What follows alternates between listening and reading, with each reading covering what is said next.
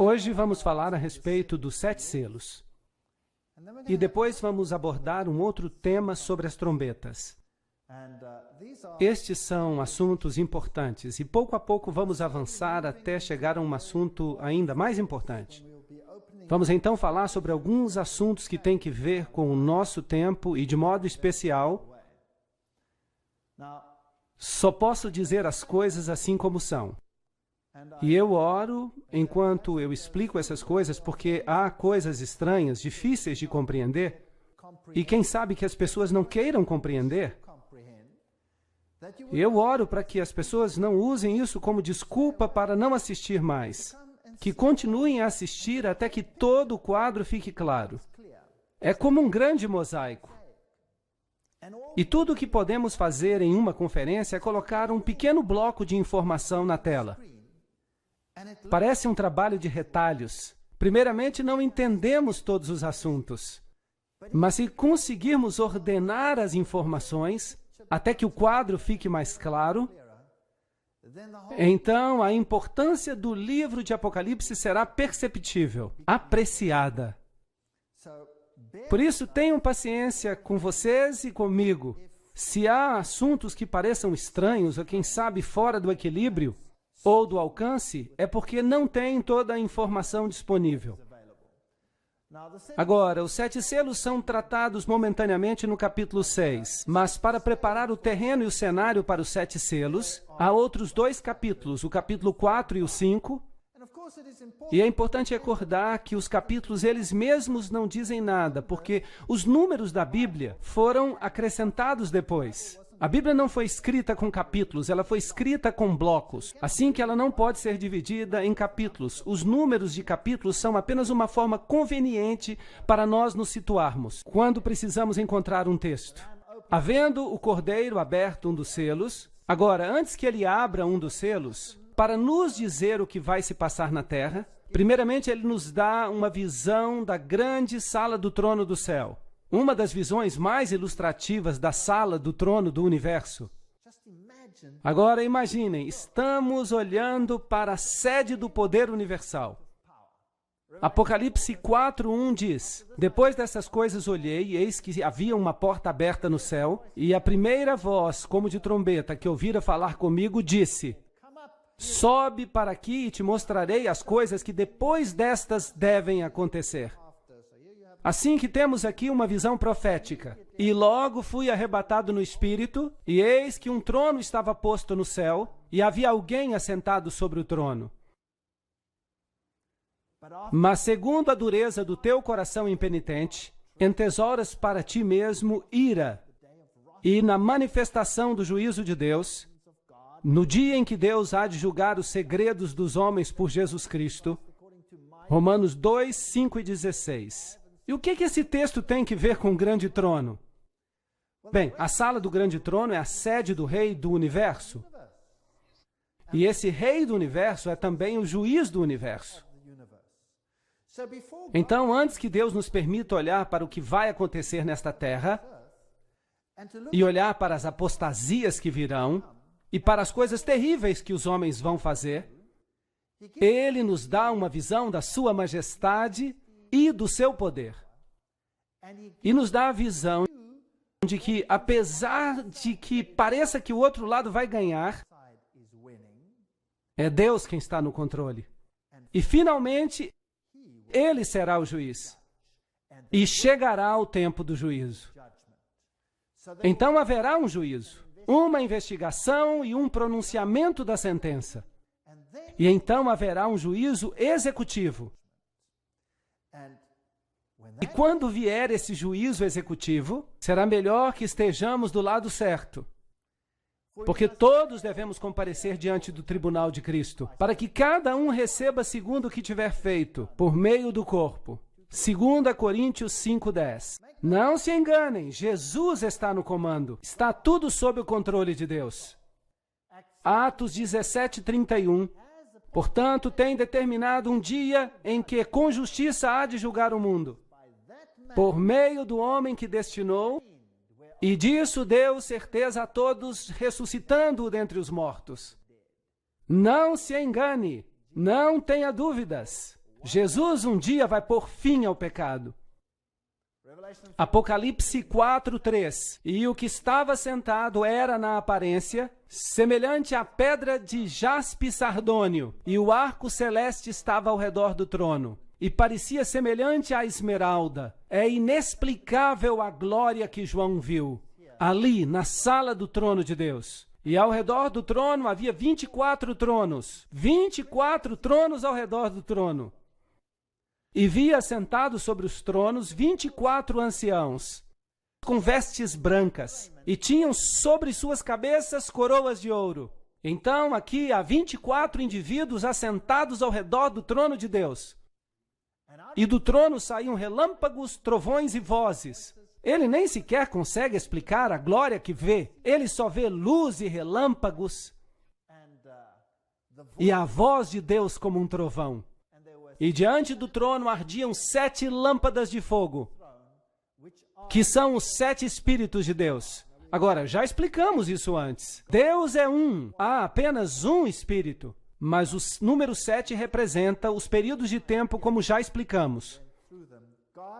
Deus está no controle em todas as eras, inclusive a era que vivemos agora. Mas quem são esses 24 anciãos? No santuário terrestre também havia 24 anciãos. Nós lemos isso no livro de 1 Crônicas, 24:7, que nos diz que lançaram sortes, e caiu a primeira sorte sobre Jeoaribe, e a segunda a Jedaias, e depois são mencionados os nomes dos demais, o terceiro, o quarto, quinto, sexto, sétimo. E nos é dito quem eram esses anciãos. E a lista dos anciãos escolhidos segue até o versículo 19. 24 anciãos. O ofício desses em seu ministério era entrar na casa do Senhor, segundo lhes fora ordenado por Arão seu pai, como o Senhor Deus de Israel lhe tinha mandado. Porque no santuário terrestre havia 24 anciãos que oficiavam com o sumo sacerdote, que era Arão. Agora, se o terrestre era um tipo do celestial, então também no celestial há 24 anciãos oficiando com o sumo sacerdote, que é Jesus. Sim, no santuário celestial. Seria interessante saber quem são, mas não nos é dito quem são. Então só podemos especular algo. Apocalipse 4:6. Havia diante do trono como que um mar de vidro, e sob essa luz magnificente em que se pode caminhar, semelhante a cristal, e no meio do trono e ao redor do trono havia 4 animais cheios de olhos, por diante e por detrás. Agora, quem são eles? O primeiro animal era semelhante a um leão, e o segundo animal semelhante a um bezerro. E tinha o terceiro animal o rosto como que de homem. E o quarto animal era semelhante a uma águia que voava. E cada animal tinha para si 6 asas ao redor. E por dentro estavam cheios de olhos. E não descansavam nem de noite nem de dia, dizendo: Santo, Santo, Santo, Santo é o Deus Todo-Poderoso, que era, que é e que há de vir. Uma afirmação muito interessante. Quem são? Bem, em Isaías capítulo 6, versículo 2, temos uma outra afirmação que nos pode ajudar. Serafins estavam por cima dele, de Deus, cada um tinha 6 asas, com 2 cobriam seus rostos, com 2 cobriam os pés, e com as outras 2 voavam. Então estamos falando de querubins. Esta é uma ordem de seres angélicos. São seres magnificentes, tão imponentes, e pareciam tão poderosos que João os descreve como bestas. E ele lhes dá os atributos de um leão, de um bezerro, de um homem e de uma águia que voa. Você percebe a reverência com que estão diante de Deus? Isso nos dá uma ideia da santidade de Deus. Agora, o que eles representam? Bem, a interpretação tradicional é que o leão representa a força, o bezerro representa a resistência, o homem a inteligência e a águia que voa a rapidez. Assim que eles podem ver todas as coisas à sua volta. Estão a par de todas as coisas e são os mais próximos de Deus. Querubins cobridores, por assim dizer.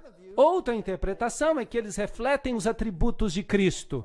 Esses atributos, como por exemplo, o leão é o símbolo da realeza. Jesus é o rei. E o bezerro representa o que serve. A vaca puxa o arado. Por assim dizer, é um símbolo do Cristo como servo. Homem, porque Jesus também tem a aparência de um homem. Porque Cristo se tornou homem por nós. Portanto, representa a humanidade de Cristo. E a águia que voa é usada nas Escrituras como um símbolo da divindade. Jesus diz: levou-o sob as suas plumas, sob as suas penas, debaixo das suas asas estará seguro. Então é um símbolo de divindade. É interessante que o ocultismo também usa esses 4 símbolos para a sua divindade. Portanto, se Satanás era um querubim protetor e agora se tornou um anjo caído, então ele quis ser como o Altíssimo, não é mesmo? E é interessante que são justamente esses os atributos que ele reclama para si mesmo. Conseguem ver? Se os símbolos de vez em quando nos assustam, se ficamos assustados com esses símbolos, lembremos que eles são tirados das Escrituras. E Satanás os falsifica para seus propósitos. Mas na sala do trono de Deus vemos o Cordeiro de Deus. Ele é o rei, ele é o servo, ele é humano, ele se tornou um homem por nós. Mas ele é divino. Esse seria o simbolismo. E quando os animais davam glória e ação de graças àquele que estava sentado sobre o trono, para todo sempre, os 24 anciãos se prostravam diante daquele que estava sentado no trono e o adoravam. Muito interessante. E ao que vive para todo sempre, lançavam as suas coroas diante dele, dizendo: digno é, Senhor, de receber glória, honra e poder, porque tu criaste todas as coisas, e por tua vontade foram criadas. Agora, a Bíblia é muito clara ao nos dizer quem é o Criador. Todas as coisas foram criadas pela palavra de Jesus Cristo. É isso que a Bíblia diz. Mas vamos falar sobre isso em outra conferência. E vi na destra do que estava sentado sobre o trono um livro escrito por dentro e por fora, selado com 7 selos. Apocalipse 5:1. E vi um anjo forte bradando com grande voz: quem é digno de abrir o livro e desatar os seus selos? E ninguém no céu, porque há algumas pessoas no céu, seres humanos, nem na terra, nem debaixo da terra, assim que nenhuma pessoa morta pode abrir, mesmo que tenham sido pessoas boas, como Abraão, o rei Davi ou Adão.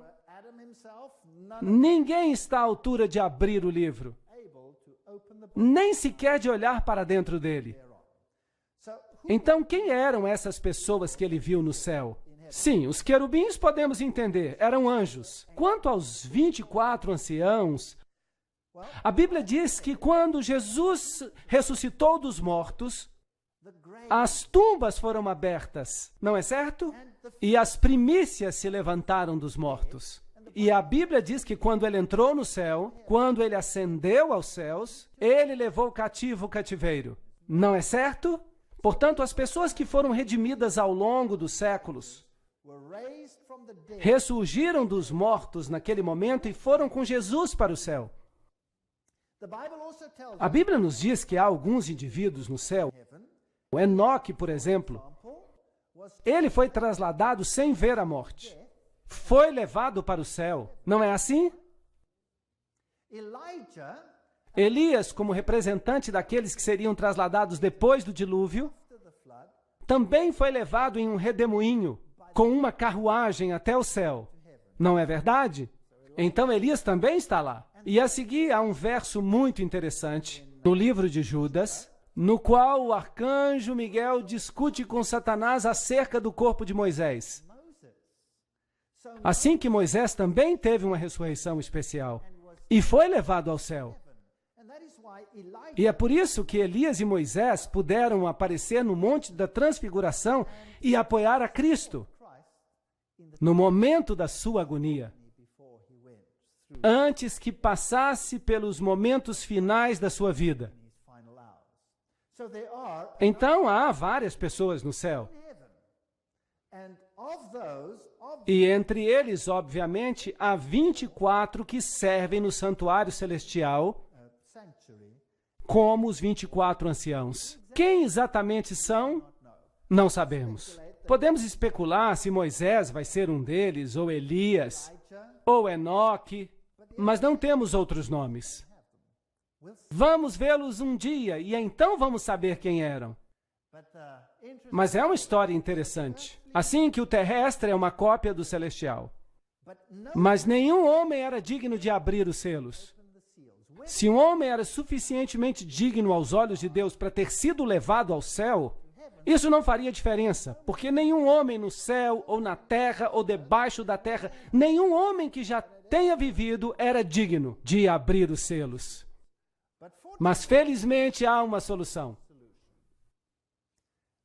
Apocalipse 5:4. E eu chorava muito porque ninguém havia sido achado digno de abrir o livro, nem de o ler, nem de olhar para ele. Agora, este documento encontrava-se selado com 7 selos. Nos tempos antigos, eles costumavam selar documentos. No tempo romano, os testamentos. E é claro que se ele não fosse aberto, então não haveria herança. Então, se nenhum desses selos for aberto, não vai haver herança. E nós estaremos perdidos para sempre. E é por isso que João chora. Mas se eles pudessem ser abertos, se o testamento pudesse ser lido e se houvesse uma execução do testamento, então poderíamos ser redimidos. E há somente um que deixou um testamento e vive para poder recebê-lo. Porque, geralmente, quando uma pessoa morre e deixa um testamento, ele passa a depender de outra pessoa para que o abra, não é verdade? Para executá-lo. E se o único que pode herdá-lo está morto, bem, então temos um problema, porque quem vai recebê-lo está morto, não pode recebê-lo mais, a não ser que ele seja Deus e com certeza tenha sido ressuscitado pelo próprio poder. Uau! Então encontraremos isso. E me disse um dos anciãos: não chore, aqui está o leão da tribo de Judá, a raiz de Davi que venceu para abrir o livro e desatar os seus 7 selos. Assim que nem tudo está perdido. O Deus homem está ali. E olhei, e eis que estava no meio do trono. Então, o que se supõe que seja? Se ele está no meio do trono, bem, então ele está assentado no assento da divindade. E dos 4 animais viventes, e entre os anciãos um cordeiro, como havendo sido morto. E tinha 7 chifres. Um chifre representa poder, a sede do poder, o reinado por todas as eras. Ele é um rei. Se você olhar o livro de Daniel, vai descobrir que um chifre representa um rei, um reinado. E 7 olhos, ele vê através dos séculos, os quais são os 7 Espíritos de Deus enviados a toda a terra. E não só a uma parte dela. Verso 7. E veio e tomou o livro da destra do que está assentado sobre o trono. E havendo tomado o livro, os 4 seres viventes e os 24 anciãos se prostraram diante do Cordeiro, tendo todos eles harpas e salvas de ouro cheias de incenso, que são as orações dos santos. Então, as orações dos santos são representadas com incenso, e os méritos de Cristo fazem com que as orações dos santos sejam aceitáveis a Deus. Uma imagem maravilhosa que temos aqui. E música celestial enche o lugar do trono enquanto adoram o Cordeiro. E cantavam um cântico novo, dizendo: digno és de tomar o livro e lhe abrir os selos, porque foste, aqui está a resposta, morto, e com o teu sangue os compraste para Deus. Assim que os 24 anciãos que estão dizendo isso, eram humanos ou eram anjos? Devem ser humanos. Por quê? Porque foram redimidos, não está certo?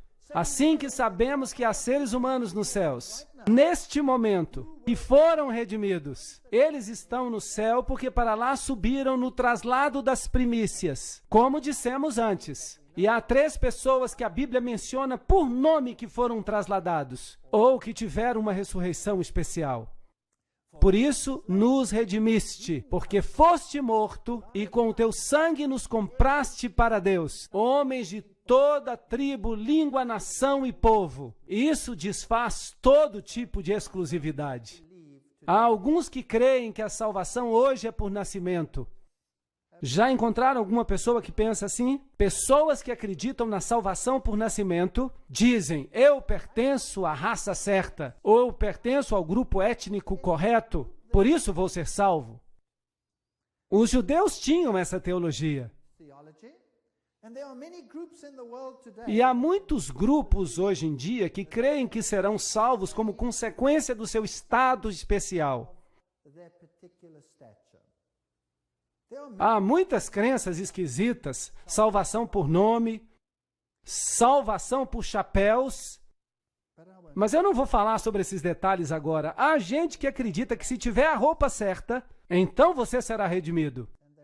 E se representam a si mesmos assim diante do mundo. Você não é salvo nem pelo seu nascimento, nem pelas suas roupas, nem pela forma com que você se adapta a esta ou aquela posição.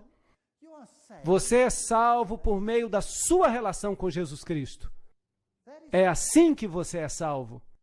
Portanto, Ele é o que nos redime pelo seu sangue, de toda língua, tribo, povo e nação, a menos que nos gloriemos que o nosso grupo é melhor do que outro.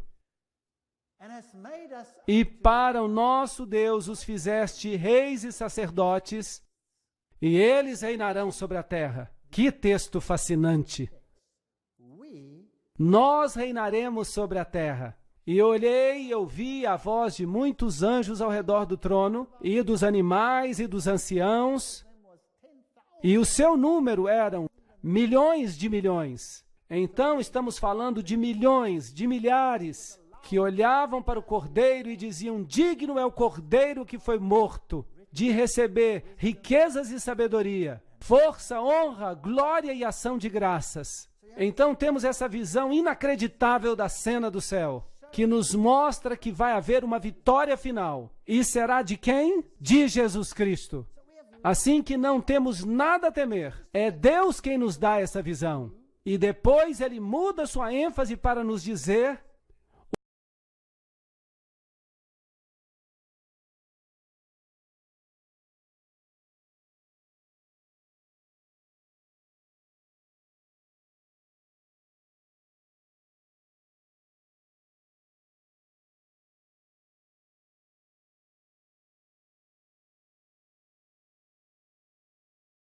foi a sua maior derrota? Quando viu que Jesus estava pregado na cruz, pensou que estava triunfando com seu poder. Satanás tocou o seu sino de morte. E isso vai acontecer com a igreja cristã. A maior derrota, aparentemente, será convertida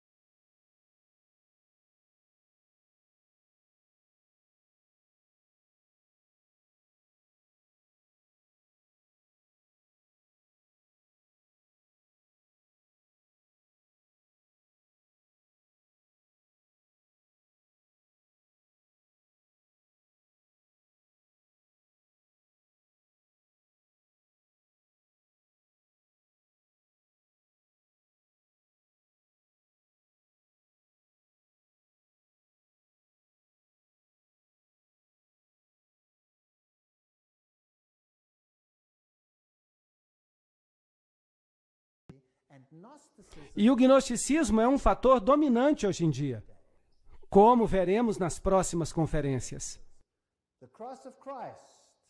A cruz de Cristo foi o divisor da história e lançou a verdade por terra e prosperou. Daniel 8:12. Viria um poder que destruiria o porta-voz do Evangelho. A salvação só por meio de Cristo foi substituída pelas exigências da igreja. Foi isso que aconteceu. E a própria igreja se pôs como mediadora entre o homem e Deus. Em vez de ir diretamente a Cristo, você passava agora pela igreja. Um dia muito triste. Deus tinha dado uma lei, mas o homem teve o atrevimento de mudar a lei de Deus para satisfazer as suas necessidades. Portanto, nas igrejas, temos São Pedro, ou será que era Júpiter? Bem, na verdade é que ele veio diretamente do templo de Júpiter. E Maria se converteu em uma mediatrix, uma mediadora. E a igreja ensina que ninguém pode ser salvo a não ser pelos méritos de Maria. Isso é muito estranho. Essas doutrinas chegaram e elas eram uma mistura entre o cristianismo e o paganismo. A Bíblia claramente declara: debaixo dos céus nenhum outro nome há, dado entre os homens, pelo qual devemos ser salvos, exceto pelo nome de Jesus Cristo. Não há outro nome. Assim que todos os outros mediadores que ingressaram na igreja, como os pagãos tinham muitos deuses, eles desenvolveram muitos santos. E então você poderia, se você tivesse algum problema na vida e não tivesse méritos suficientes, salvação por obras, então para poder entrar no céu, você podia receber um empréstimo dos méritos excessivos daqueles que haviam morrido antes. Essa é uma doutrina da igreja da Idade Média. Essa é uma doutrina ainda respeitada. Posso, por assim dizer, tomar emprestado uma grande porção de mérito dos santos que morreram antes de mim, para aumentar a reserva dos meus próprios méritos. Será que isso é bíblico? Ou será que temos que nos apresentar individualmente diante de Deus no juízo, dando conta do que fizemos na carne? Sim ou não? Sim, é claro. É por isso que criaram todos esses santos. E como consequência, os santos se tornaram especialistas. E essa especialização é a mesma que vem do paganismo. Um Deus se especializar em cuidar de uma coisa, por exemplo, de uma viagem. Outro Deus está especializado em cuidar de necessidades financeiras. Então, havia vários deuses. E é por isso que hoje em dia, se alguém quer viajar, é bom ter São Cristóvão consigo, porque quem sabe, talvez ele possa ajudá-lo. Então, essa é uma igreja de concessões. Mas com Jesus Cristo não pode haver nenhum tipo de concessão. Ou ele é o Senhor dos senhores e o Rei dos reis, ou ele não é. E essa é uma decisão que temos que tomar.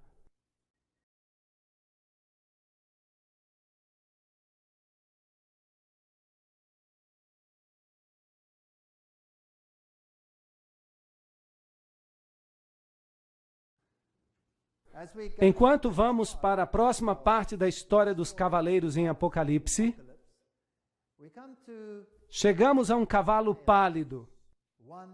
Ele representa a morte. Assim que, obviamente, há uma mudança progressiva nesse tempo, quando o porta-voz do Evangelho se torna negro, conhecida como uma negociação da morte, o Evangelho morreu. A Bíblia diz claramente: não farás para ti imagem de escultura nem nenhuma semelhança do que há em cima nos céus, ou embaixo na terra, ou nas águas que há na terra.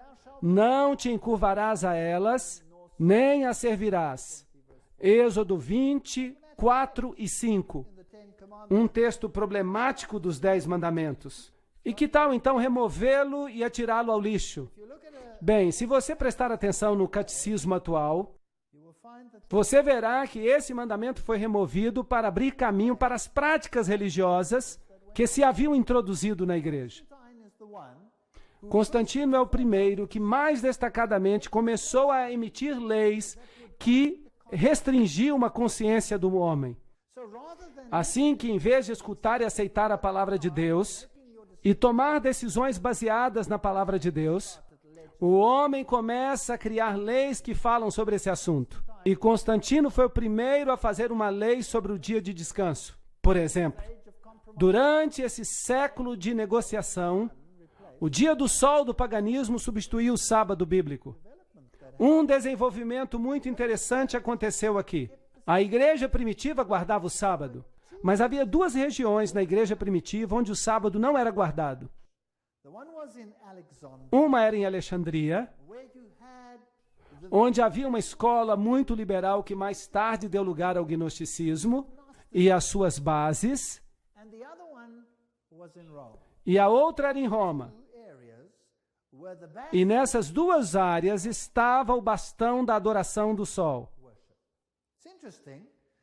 É interessante que quando Alexandria foi destruída, a transferência de poder foi feita para Roma e finalmente se espalhou para o mundo inteiro. E então, durante esse período de negociação, o dia do sol substituiu o sábado da Bíblia. Somos informados por Eusébio, a propósito, era o bispo que estava ativo no período de Constantino, que Constantino, para recomendar a nova religião aos pagãos, ele integrou ao cristianismo os enfeites exteriores que passaram a ser incorporados nas práticas cristãs. Desenvolvimento da doutrina cristã, página 362. Começaram a fazer concessões sobre esses assuntos. Arturo Pestana diz que as moedas de Constantino levavam sobre um lado as letras do nome de Cristo e do outro lado a figura do Deus Sol. Como se Constantino não se atrevesse a renunciar o patrocínio do brilhante luminário. Nome interessante, luminário. Hoje também existem pessoas que se consideram a si mesmas luminários, os iluminados. E existe também uma organização que se chama Illuminati. Nós vamos tratar desse assunto depois, quando avançarmos. Assim que há aqui uma negociação, uma concessão que ocorre. A manutenção do velho nome pagão Dies Solis, ou Sunday, domingo em inglês, é de alguma forma devido à união dos sentimentos pagãos e cristãos, graças aos quais o primeiro dia da semana foi recomendado por Constantino aos seus súditos, tanto pagãos quanto cristãos, como o Dia Venerável do Sol. História da Igreja do Oriente, página 184. Então, isso é um fato histórico e não podemos refutá-lo. Isso é o que aconteceu. Porque em 6 dias, diz a Bíblia, fez o Senhor os céus e a terra, o mar e tudo que neles há. Inacreditável. Esta frase está sob forte ataque hoje em dia no mundo científico. Não é verdade? Não há sequer uma palavra da Bíblia que não esteja sendo atacada hoje nos dias em que vivemos. E tudo que neles há. E no 7º dia descansou. Portanto, abençoou o Senhor o dia de sábado e o santificou. Êxodo 20:11. Portanto, há aqui indícios de uma negociação, uma forma de mudar a identidade do cristianismo primitivo. Mas o que aconteceu com os cristãos fiéis que queriam fazer exatamente aquilo que as Escrituras diziam? O que aconteceu com eles? Foram eliminados da face da terra. Foram destruídos à espada. E a história de como tudo aconteceu é a mais diabólica e terrível que possam imaginar no mundo. Inacreditável. Onde reinou a igreja primitiva? Onde começou o cristianismo? Começou em Roma, sim ou não? Não. Começou em Jerusalém. Foi ali onde tudo começou. É ali que o cristianismo tem a sua sede. Dali se espalhou para o Oriente Médio. Onde é que Paulo fez a maioria das suas pregações? Ele foi a Roma para morrer. Mas onde é que ele estabeleceu a maior parte das igrejas? Na Ásia Menor. Foi ali que ele pregou. E foi dali que a igreja cresceu. A igreja cresceu por toda esta região. Esta região que inclui o Iraque, o Irã, Paquistão, até chegar à Índia. É isso que a Bíblia diz. E no Egito, até o norte da África, foi ali o berço do cristianismo. E hoje o cristianismo foi eliminado do seu lugar de origem e foi substituído por uma religião inteiramente diferente que nega Cristo e a sua divindade. É um pensamento interessante. Vamos voltar a isso mais tarde. E abençoou Deus o sétimo dia e o santificou, porque nele descansou de toda a sua obra que criara.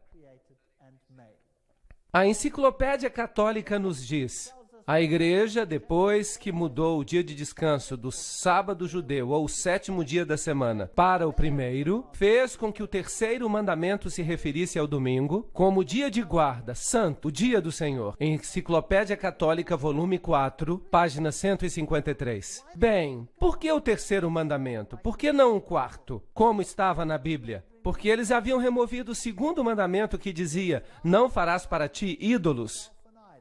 Agora, fazer isso não é manipular a palavra de Deus? Não é reescrever a Escritura? Com certeza. Assim como não apenas tiraram de Deus a sua autoridade, porque ele diz: lembra-te do sétimo dia, porque eu sou o teu Criador. Eu te fiz. Tiraram essa autoridade e disseram: não, eu é que vou decidir quando é que vais fazer. Eu sou a nova autoridade na tua vida. Portanto, isso não é uma questão de dias, é uma questão de autoridade. Quem tem autoridade?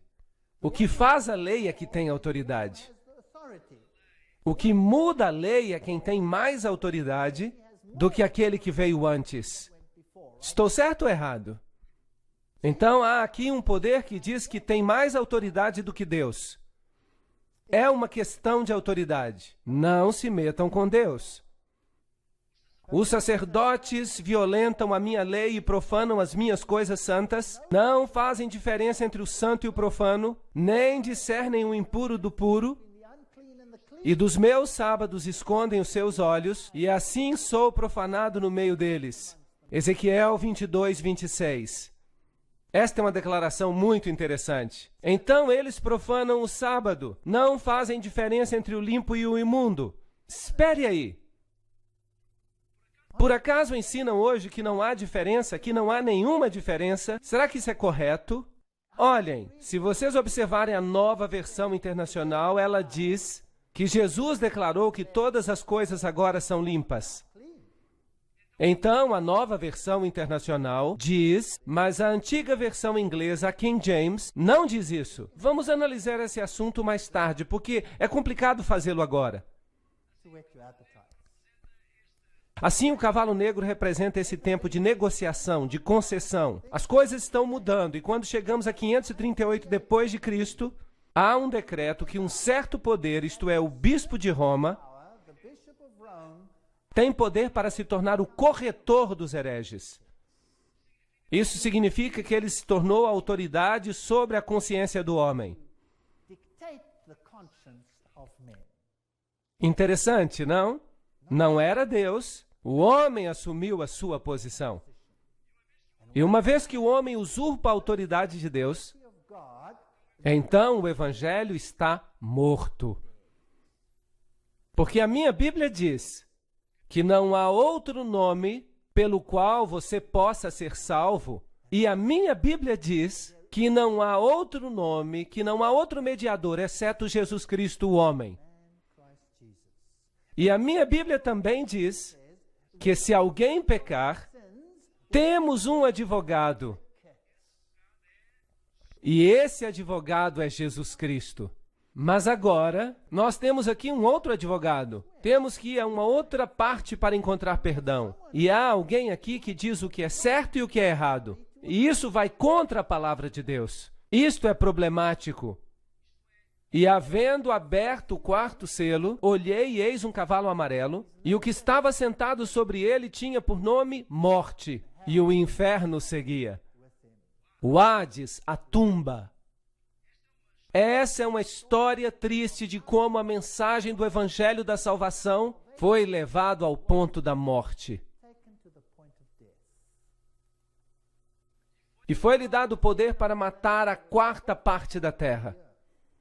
Portanto, esse poder tira o porta-voz do Evangelho e controla uma quarta parte da terra. Agora, esse é um ponto muito importante. Que denominação cristã controlou a quarta parte do mundo? Com espada, para matar com espada. Essa é uma palavra nova. Não é uma espada literal. E com a fome. Fome de quê? Há uma escassez na terra de quê? Da palavra de Deus. Será que a igreja da Idade Média tirou a palavra de Deus? Sim ou não? Será que proibiram a Bíblia? Tornou-se um pecado mortal ter a Bíblia e lê-la? Sim ou não? Sim, a história prova esse fato. Eu não estou atacando ninguém. Eu estou falando de um sistema. O que há por trás desse sistema? Há muitas e muitas pessoas queridas que estão famintas pela verdade em todas as religiões do mundo. E creio que muitas delas, Deus as reconhece como suas, porque elas estão vivendo segundo a luz que receberam. Assim, não devemos julgar as pessoas. Estamos falando aqui de um sistema, e é um sistema muito, muito triste. Meu pai queria ser um sacerdote católico romano. Ele era um católico muito fervoroso. Eu fui criado como católico romano até me tornar ateu. Mas voltei a ser católico outra vez. E quando descobri a Bíblia, percebi que havia ali muitos assuntos que não eram bíblicos. E tive que fazer uma escolha. E creio que cada pessoa tem que chegar a esse ponto. Temos que tomar uma decisão entre ser preenchidos pela água da cisterna feita por homens ou a água da cisterna de Deus. E com pestes e feras da terra. Como é que esse poder matava? Ele matava com a espada, essa espada é literal, a espada que fez. Matava com a fome da palavra de Deus, matava com bestas, feras. Uma besta em Daniel é um reino. As 4 bestas são os 4 reinos que se levantarão da terra. Daniel, capítulo 7. Então matava também com poderes políticos. Por acaso a igreja da Idade Média fez isso? Sim ou não? Com certeza. Tomemos o caso dos valdenses, que foram destruídos da face da terra. O mesmo com os albigenses na França. A primeira aliança entre a Europa e Roma foi com os francos. Clovis tornou-se o imperador campeão desta causa. E qualquer oposição foi aniquilada. E o evangelho morreu. O homem tomou a posição de Deus. Portanto, os novos cristãos, em seus pensamentos e hábitos, eram iguaizinhos aos pagãos. A sua entrega à igreja não acabou com o paganismo. Pelo contrário, massas de pagãos se batizaram. Isso significa que o paganismo estava sendo diluído na nova energia moral do cristianismo, que foi neutralizado até o ponto da impotência. Séculos da Cristandade, uma história concisa, página 58. A história atesta esses fatos. E, infelizmente, não posso mudar isso. Não fui eu que inventei isso. Só estou dizendo que fala o livro de Apocalipse sobre esses assuntos. A fé havia morrido. E o formalismo tomou o lugar da fé simples. A confiança em Deus, no Espírito de Deus. Sabiam? Quando eu era católico, eu me sentava na igreja e sabia que, de acordo com os ensinos, a hóstia ficava no tabernáculo, no sacrário, e ela era Deus. E eu podia orar a ela. E eu ficava sentado ali dizendo: por que não me respondes? Por que não posso trazer os meus problemas a ti, falar contigo como a um amigo? Tudo isso é ritual. Se você quer se comunicar com Deus, tinha que dizer 10 Ave-Marias, 10 Pai Nossos, 10 Ave-Marias, um Pai Nosso, e rezar através de todo o rosário e fazer no fim uma confissão de fé. E se não conseguir alcançar a graça, faça tudo de novo. Outra vez, mais uma vez. E quanto mais você fizer, melhor. Isso é comunicação com alguém? É assim que você falaria com alguém que o ama? Sabem, o homem tem uma fome de se comunicar com Deus. O homem tem fome de tocar e sentir a mão de Deus. Mas foi roubado dessa beleza, da simplicidade de se comunicar com Deus. Orar não é trazer Deus até nós. Orar é ser elevado até Deus. Isso não é maravilhoso? O sentido de ser elevado. Não somos deixados aqui embaixo com todos os problemas do mundo, sem solução. Quando Deus se encontra ao alcance de uma oração. Sim, nós podemos lhe dizer, Senhor, eu tenho um problema. Posso me aproximar de Ti? Tenho certeza que o Senhor se inclinaria e ouviria cada palavra que nos preocupa. Podemos levar os problemas grandes e os problemas pequenos diretamente a Deus. Não precisamos de ninguém mais. Esta é uma verdade linda. E quando a descobrimos, não importa o quão glorioso e pomposo o resto seja. Sem amor não há nada. O que diz Salomão? Prefere viver no canto de um eirado? Ou é melhor ter uma casa cheia de sobras de repolho? Uma casa cheia de boa comida, sem amor? Não faz sentido. É preferível ser pobre e ter amor do que ter todas as riquezas e estar com tristeza. Não há nada demais em ser rico. Deus abençoa alguns ricos também. Mas é o amor ao dinheiro que é a raiz de todos os males. Se o amor ficar de fora, então temos um problema. Então, uma união da igreja e do Estado ocorreu. Os governos receberam autorização de impor doutrinas. O cristianismo se tornou uma religião estabelecida no Império Romano e tomou o lugar do paganismo. O cristianismo, como ele existiu na Idade Média, podia ser definido como um paganismo batizado. História do século II, capítulo 2, seção 7. Essas são declarações feitas pelas próprias igrejas. Elas mesmas disseram que o Deus Pan não estava morto, mas batizado. Então, o paganismo governa o mundo hoje em dia. E há uma elevação do sacerdote humano. É a coisa mais diabólica que já aconteceu na história da raça humana. Sabiam disso? Alguns homens foram escolhidos para controlar a consciência dos outros. Temos o mesmo problema ainda hoje. Alguns creem que porque estudaram teologia, têm o direito de controlar a consciência. Alô? Cada um de nós é responsável por si mesmo diante de Deus. A Bíblia não ensina nada disso, a não ser que se mude a Bíblia. Estamos sempre falando desse assunto da Bíblia mudada. Não nas antigas traduções. O texto está bem nas antigas traduções. Mas se você ler sem ser a Bíblia alemã de Lutero ou a Armênia, qualquer parte da Bíblia, se você ler uma Bíblia antiga, russa, sérvia, você vai descobrir que ela está certa. Mas há um problema com as Bíblias mais recentes. Há uma ascensão do sacerdócio sobre as pessoas em geral. Não há isso na Bíblia.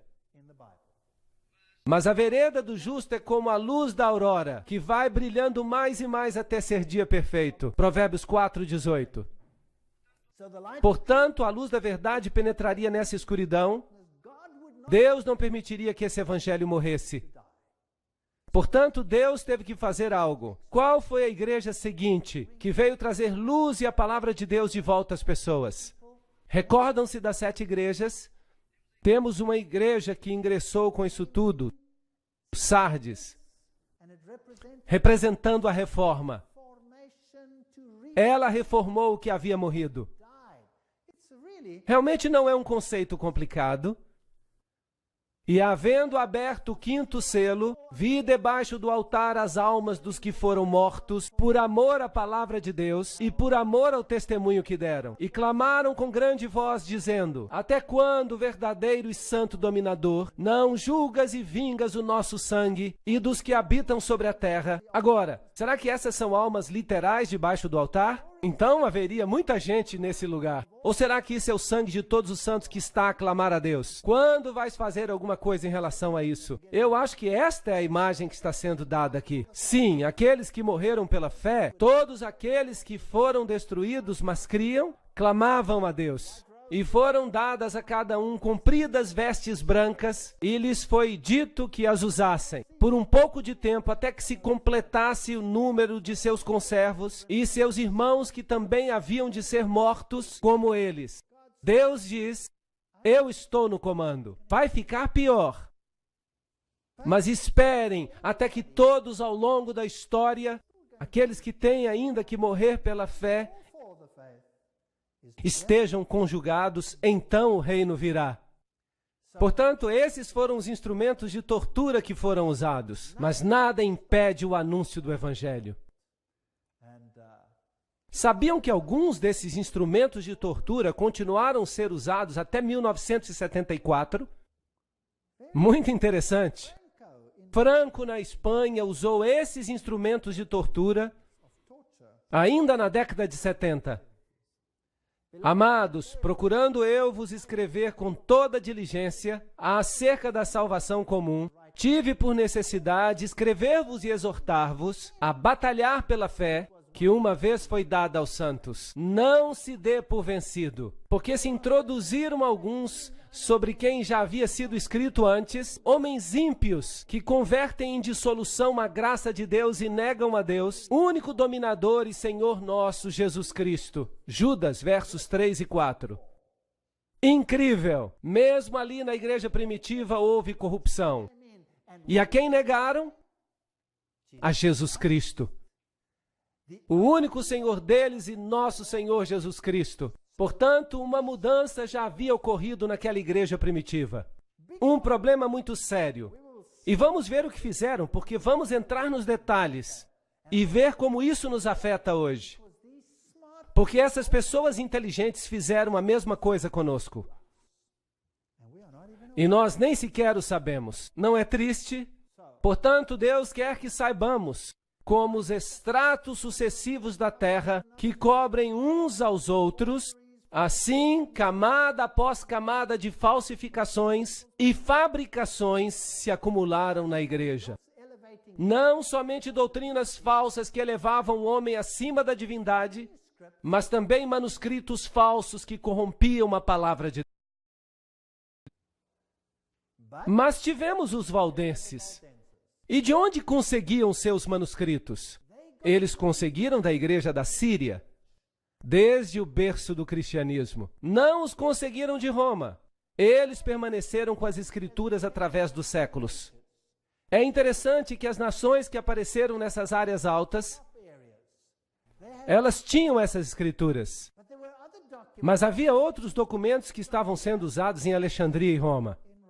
E vamos ver isso numa outra conferência. E essas pessoas fizeram da palavra de Deus o seu bastão, a sua fortaleza, e a pregaram, e por causa disso a ira do mundo caiu sobre eles. E eles foram combatidos com unhas e dentes, foram queimados e as cabeças de suas crianças foram arremessadas contra as rochas. Eles os lançavam dos precipícios, mas o evangelho não morreu. Esta é a velha igreja valdense. Esta é uma antiga mesa que era usada para transcrever ou copiar os manuscritos da Bíblia.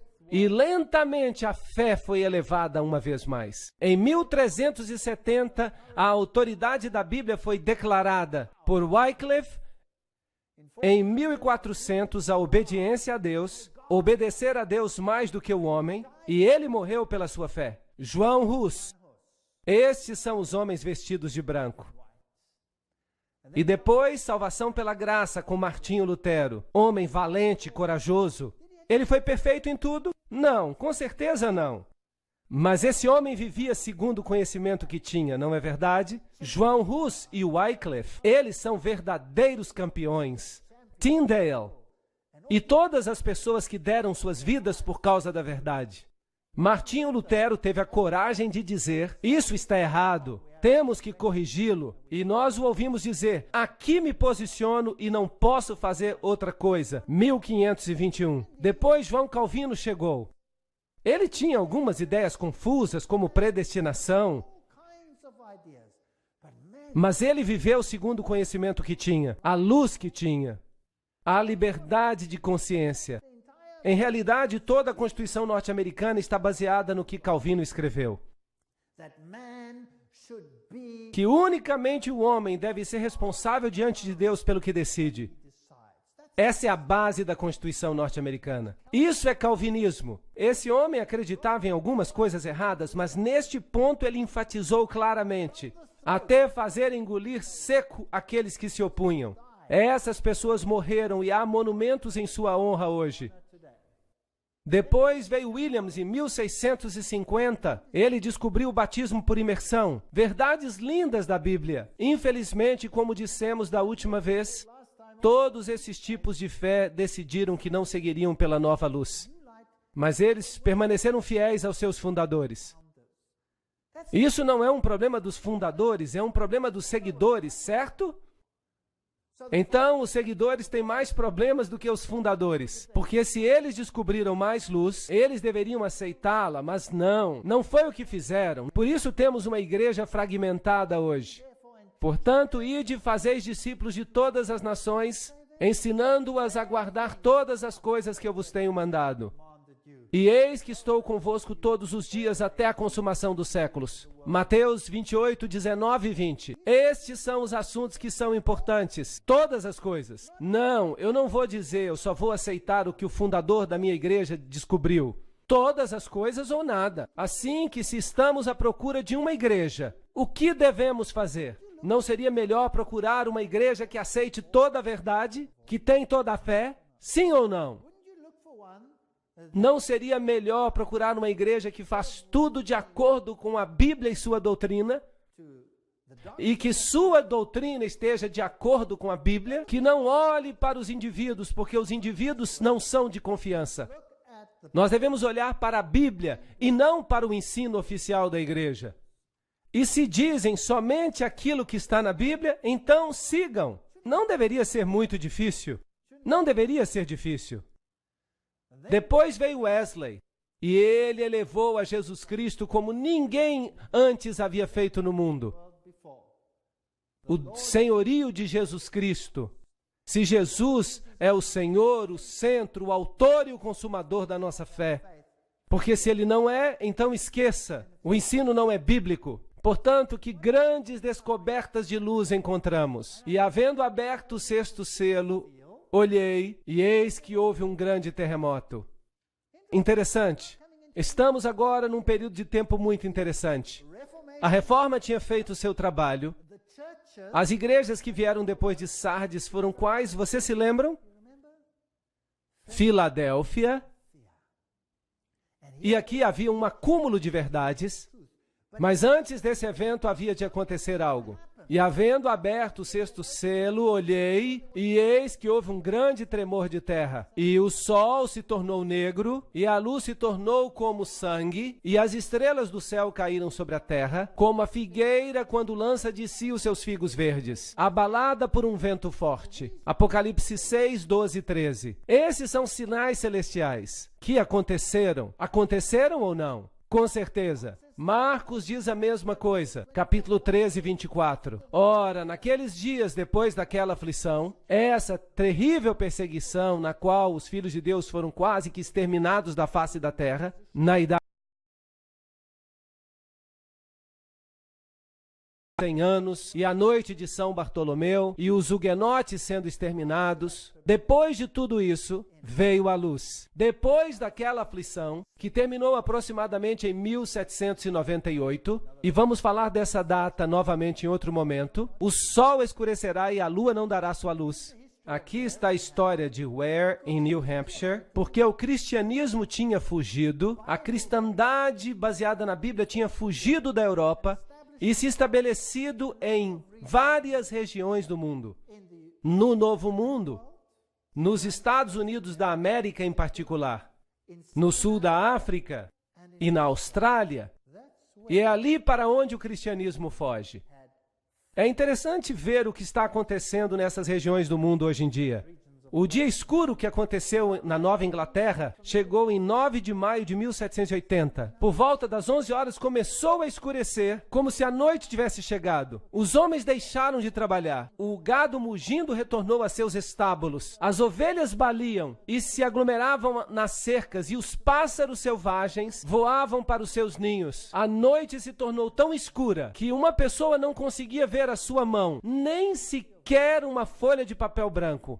A história de Ware, New Hampshire, 1735 e 1888. O jornal A Crônica Independente, de 1780, diz que durante todo o tempo uma penumbra de melancolia assombrou a face da terra. Não obstante, havia uma lua como lua cheia, e a propósito estava como sangue. Nenhum objeto se divisava claramente. Havia uma escuridão egípcia, impregnável nos olhos. Os grandes e inumeráveis eventos, a legislatura de Connecticut estava em sessão, mas desistiram por causa da escuridão, assim que pararam a reunião. E Herschel, o grande astrônomo, admite que o dia escuro de 19 de maio de 1780 é algo que a astronomia não pode explicar, cientificamente falando.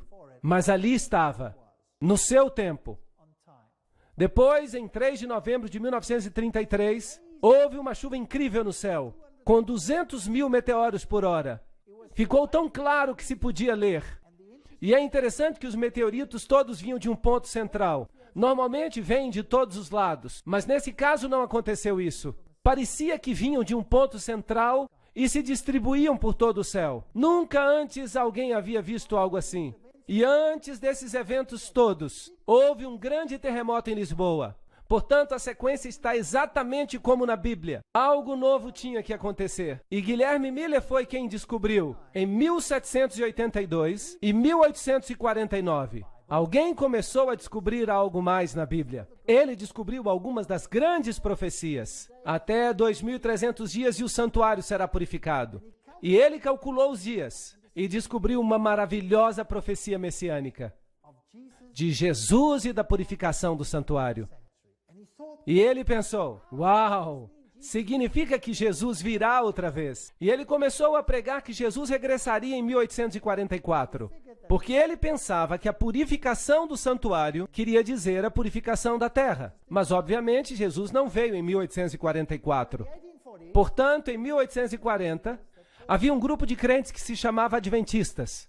Agora, eles não eram adventistas do sétimo dia, eram apenas adventistas, pessoas que acreditavam na breve volta de Jesus. E eles vinham de várias denominações cristãs dessa área.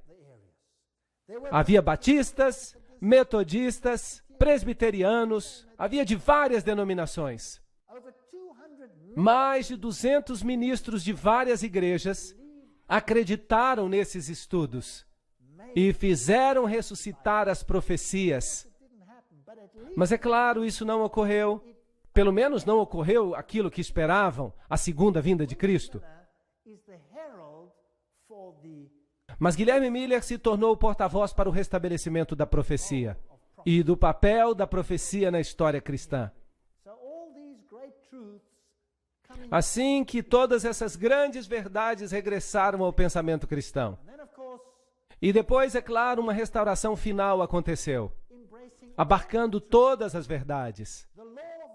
A lei de Deus, a doutrina sobre a morte e o inferno, e todas essas coisas.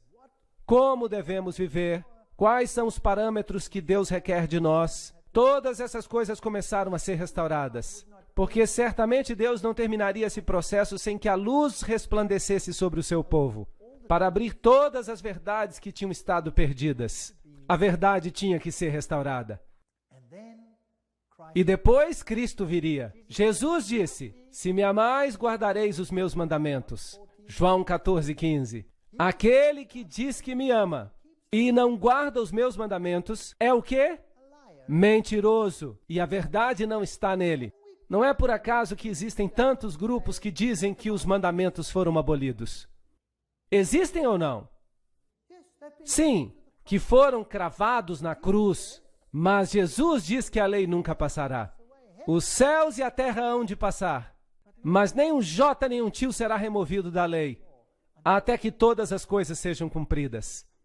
Certamente que o senso comum tem que saber que se as pessoas guardassem a lei de Deus, todos poderíamos nos desfazer de nossas chaves. E todos os jovens, senhoras e mulheres, poderiam caminhar até nas ruas mais escuras deste mundo, sem medo, se todos guardassem a lei de Deus, não é verdade? Portanto, se a lei de Deus vai ser um assunto no final dos tempos, depois que esse sistema teve o descaramento de mudá-la. Incrível! Dizer que são maiores e mais poderosos do que Deus. Mas eles em vão me honram, ensinando doutrinas que são preceitos dos homens. Mateus 15:9. Quando o homem se eleva a si mesmo a uma posição acima de Deus, então saiba que Deus vai agir. E chamar-te-ão reparador de brechas e restaurador de veredas, se desviares o teu pé do sábado, e de fazer a tua vontade no meu dia, e se chamares o sábado deleitoso, e santo dia do Senhor, digno de honra, haveria uma restauração de brechas dos muros, o muro que deveria nos proteger do mal. A lei não foi feita para restringir-nos, ela foi feita para nos proteger, como um pai de amor e uma mãe que colocam os seus braços ao redor dos seus filhos, fazendo regras para os proteger. Era para chamarmos o sábado de uma delícia, não uma carga. Os judeus tinham feito do sábado uma carga. Eles colocaram uma série de restrições sobre o sábado. Era um fardo guardá-lo. Quem podia ser feliz se não tinha permissão nem para caminhar, visitar os seus entes queridos? Assim que foi necessária uma restauração do espírito da lei e da fé na palavra de Deus. O Apocalipse de João nos revela todas essas coisas, assim como elas se desdobrariam. E vi outro anjo voar no meio do céu e tinha o evangelho eterno para o proclamar aos que habitam na terra e a toda nação e tribo e língua e povo, dizendo com grande voz: temei a Deus e dai-lhe glória, porque é vinda a hora do seu juízo. E adorai aquele que fez o céu e a terra e o mar e as fontes das águas. Apocalipse 14, 6 e 7. O evangelho eterno, tinha que ser restaurado. Os judeus se apoiavam na obediência à lei, e eles crucificaram a Jesus na cruz. E os cristãos se apoiam nos méritos de Jesus, e o fincam e a sua lei na cruz. Os dois lados estão vendo só uma parte do assunto, correto? A lei e o evangelho andam juntos. Se você quer escolher a Jesus como seu Salvador, tem que se preparar para aceitá-lo como seu rei, certo? E um rei é um regente. E um regente, como o nome diz, tem regras, sim ou não? Sim. E o que há de tão difícil em amar a Jesus? O suficiente para guardar os seus mandamentos. Não é assim tão difícil. Se eu amo minha esposa com todo o meu coração e com toda a minha alma, eu vou querer outra? Claro que não. E se eu penso nas consequências que eu poderia causar, a dor e o sofrimento, valeria a pena? Eu creio que não. O mesmo se passa com Deus. Se eu amo a Deus de todo o coração e de toda a alma, vou querer servir a Ele ou ao outro? Não, não vou servir a outro, porque os outros são inúteis, não podem me salvar, não podem fazer nada por mim. Ainda que por um motivo egoísta, é melhor ficar com Deus, porque a lei faz sentido então. Portanto, há aqui uma mensagem que diz: Deus é o Senhor, mas o que ensina ao mundo? Que você é o produto da evolução, que veio de uma rocha. É isso que eles dizem. Sim. A terra se dissolveu e então foram surgindo os materiais dos quais a vida evoluiu espontaneamente. Então você veio de uma rocha. Eu creio que vim de uma rocha, mas da rocha eterna. Há outras ovelhas que não são deste aprisco. Também me convém abrigar a estas, e elas ouvirão a minha voz. E haverá um só rebanho e um só pastor. Você não pode ter uma verdade dividida. Ou há verdade ou divisão. E você não pode ter uma unidade na falsidade. Não pode. Ou há uma unidade na verdade, ou não há união. Só há uma suposta unidade que desaparecerá como se nunca tivesse existido ao menor sinal de problema, quando há uma falsa unidade. Ou está baseada na verdade ou não está baseada em nada. Aqui está a paciência dos santos, os que guardam os mandamentos de Deus e a fé de Jesus. Apocalipse 14, 12. Sabem de uma coisa? Esta é uma frase fascinante. A fé de Jesus. Uau! A Bíblia tem normas muito elevadas. Sabia que não é suficiente apenas ter fé em Jesus? Não, não é suficiente. Você precisa ter a fé de Jesus. Na maior adversidade, Jesus confiou nos méritos de seu Pai. Sim ou não? Sim. Não importa o que aconteça, você precisa confiar como ele confiou. Ele é o padrão. Bem, Deus adiciona os seus méritos porque nós somos fracos, nós não podemos fazer essas coisas. Mas esse é o padrão. Algo a almejar. Uau! Eu gostaria de ter essa fé de Jesus. Eu estaria disposto a ir à cruz, porque eu saberia que ele iria me ressuscitar e que eu seria dele eternamente. Poderia morrer, não importa o que acontecesse. Jesus tinha essa fé e precisamos ter esse tipo de fé. Mas quantas pessoas têm esse tipo de fé hoje em dia? Os padrões da Bíblia são altos, são muito elevados. E a mensagem sai ao mundo que Jesus Cristo é o Senhor. Estamos perto deste ponto. E o céu retirou-se como um livro que se enrola, e todos os montes e ilhas foram removidos dos seus lugares. Estudamos todos os selos. Estamos justamente entre o sexto e o sétimo selo. O que vai acontecer a seguir quando for aberto o último selo? Então o testamento de Deus será aberto e o reino será dado ao Senhor. Isso significa que Jesus tem o controle do planeta e ele virá outra vez. Passamos pela história. Somos as últimas pessoas, os últimos nesta grande mensagem. E os reis da terra, os grandes, os ricos, os tribunos e todos os poderosos se esconderão nas cavernas das rochas e das montanhas, dizendo aos montes e aos rochedos: caí sobre nós e escondei-nos do rosto daquele que está sentado sobre o trono e da ira do Cordeiro. Essa é a próxima coisa que vai acontecer. E a propósito, por favor, vejam que as pessoas se escondem, não há uma grande alegria entre as multidões quando o juízo vier. Você terá que estar de pé.